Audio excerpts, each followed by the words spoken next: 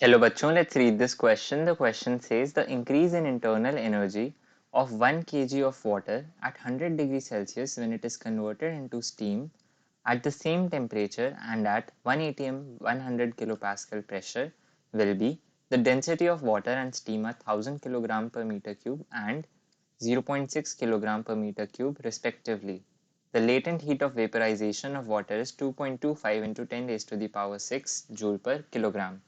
सो इस क्वेश्चन के अंदर हमसे पूछा गया है the increase in internal energy क्या होगी जब हम वाटर को कन्वर्ट कर रहे हैं from into steam from water from liquid state into steam at the same temperature जो कि 100 डिग्री सेल्सियस है। हमें साथ ही में प्रेशर गिवन है 1 atm जिस पे कन्वर्जन हो रहा है और हमें डेंसिटी ऑफ वाटर और स्टीम भी गिवन है। साथ ही में हमें latent heat of vaporization of water भी गिवन है। सो इस क्वेश्चन को सॉल्व करने के लिए हम सबसे पहले डिस्कस करेंगे की कॉन्सेप्ट।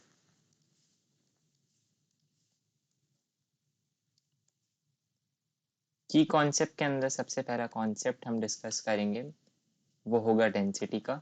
तो डेंसिटी का फॉर्मूला होता है density is equal to mass divided by volume, जिससे हम लिख सकते हैं वॉल्यूम का फॉर्मूला हो जाएगा volume is equal to mass divided by density. Next जो हमारे पास फॉर्मूला है वो होगा वर्क का। तो जो वर्क डन का फॉर्मूला होता है work done is equal to minus P external delta V, जहाँ पे delta V change in volume denote करता है। थर्ड फॉर्मूला जो हम यूज करेंगे वो है हीट का फॉर्मूला। तो heat is represented by Q which is equal to mass multiplied by latent heat of vaporization, जिसे हम एल वी से रिप्रेजेंट करते हैं। और फोर्थ फॉर्मूला जो हम यहाँ पे यूज करेंगे वो है first law of thermodynamics, first law of thermodynamics.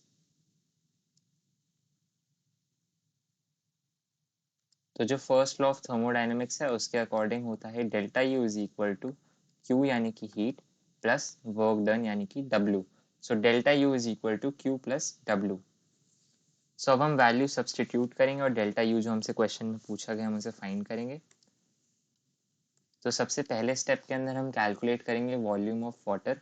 तो वॉल्यूम ऑफ वाटर को हम डब्ल्यू वी वाटर लिख लेंगे। तो वॉल्यूम ऑफ वाटर निकालने के लिए हम डिवाइड करेंगे मास डिवाइड बाय डेंसिटी। तो मास हमारे पास यहाँ पे क्वेश्चन में 1 kg है और डेंसिटी हमारे पास 1000 kg पर मीटर क्यूब है। तो वॉल्यूम ऑफ वाटर हो जाएगी 1 डिवाइडेड बाय 1000। तो इसका हमारे पास वैल्यू आ जाएगी 10 raise to the power -3 metre cube. Similarly हम यहाँ पे फाइंड करेंगे वॉल्यूम ऑफ स्टीम। तो वॉल्यूम ऑफ स्टीम को हम वी स्टीम से रिप्रेजेंट करेंगे, जो कि अगेन हमारे पास होगा मास डिवाइडेड बाय डेंसिटी। और डेंसिटी हमारे पास स्टीम की गिवन है 0.6। तो इसकी वैल्यू हो जाएगी 1 divide by 0.6 metre cube. Next step के अंदर हम यहाँ पे डेल्टा वी की वैल्यू फाइंड करेंगे। तो डेल्टा वी हो जाएगा प्रोसेस के अंदर जो हमारे पास यहाँ पे प्रोसेस है वो प्रोसेस है water in liquid state converts to steam, जो कि वेपर स्टेट हो गया हमारा। तो अगर ये प्रोसेस है तो इस प्रोसेस के लिए डेल्टा वी की वैल्यू हो जाएगी volume of steam minus volume of water. तो सॉल्व करने पर हमें ये वैल्यू हो जाएगी 1 divide by 0.6 minus 10 raise to the power -3। जिसको हम सॉल्व करेंगे तो डेल्टा वी की वैल्यू हमें ऑब्टेन हो जाएगी 1.7 मीटर क्यूब। तो डेल्टा वी की वैल्यू यहाँ से हमें पता चल गई 1.7 मीटर क्यूब है। नेक्स्ट स्टेप के अंदर जो हमारा सेकंड स्टेप है उसके अंदर हम वर्क डन कैलकुलेट करेंगे। तो वर्क डन का फॉर्मूला था work done is equal to minus P external delta V. P external हमें गिवन है 1 atm के बराबर, जो कि 1000 किलो पास्कल के बराबर है। क्योंकि यहाँ पे वॉल्यूम का चेंज हम मीटर क्यूब में ले रहे हैं तो किलो पास्कल वाली जो वैल्यू है हम प्रेशर एक्सटर्नल की वो यूज़ करेंगे।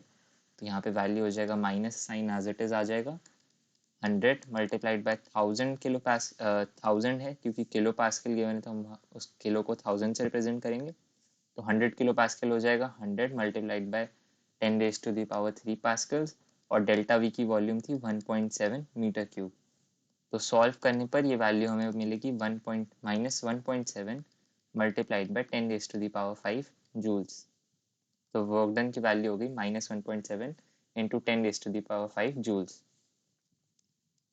थर्ड स्टेप के अंदर हम हीट कैलकुलेट करेंगे, तो हीट का formula Q is equal to mass multiplied by latent heat of vaporization, mass multiplied by latent heat of vaporization। mass 1 kg था और latent heat of vaporization की वैल्यू गिवन थी 2.25 multiplied by 10 raised to the power 6, जिसको solve करने पर हमारे पास जो value obtain होगी वो हो जाएगी 2.25 multiplied by 10 raised to the power multiplied by 10 raised to the power 6 joules।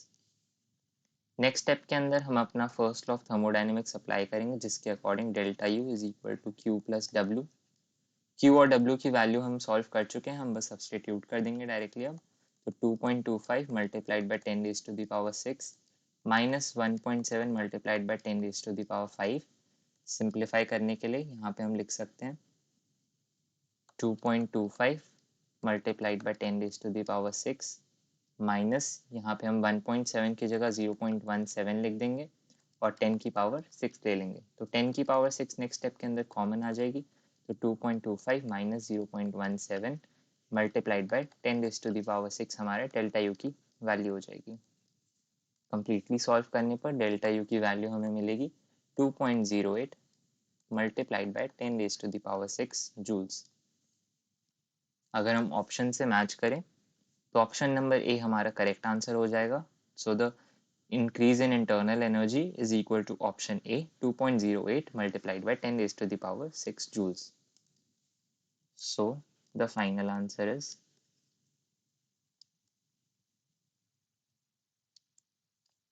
increase in internal energy